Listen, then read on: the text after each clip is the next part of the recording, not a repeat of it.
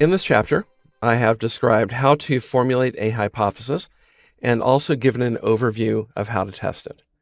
As a reminder, a hypothesis is an educated guess about a relationship between two values in your dataset. The null hypothesis says that factor A has no effect on factor B, and the alternative hypothesis says that in fact factor A does affect factor B.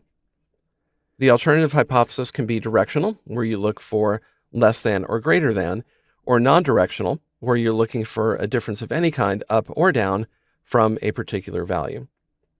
So in this movie, I would like to set a challenge, which is to create an alternative hypothesis. You want to know if an ad campaign was effective. And the question is, did sales for ad recipients increase by at least 10%? So what I'd like you to do is to create a null hypothesis, create an alternative hypothesis that answers the question that we're testing for, and then identify if your hypothesis is one-tailed or two-tailed and whether you can test it. In the next movie, I will show you one way to approach this problem.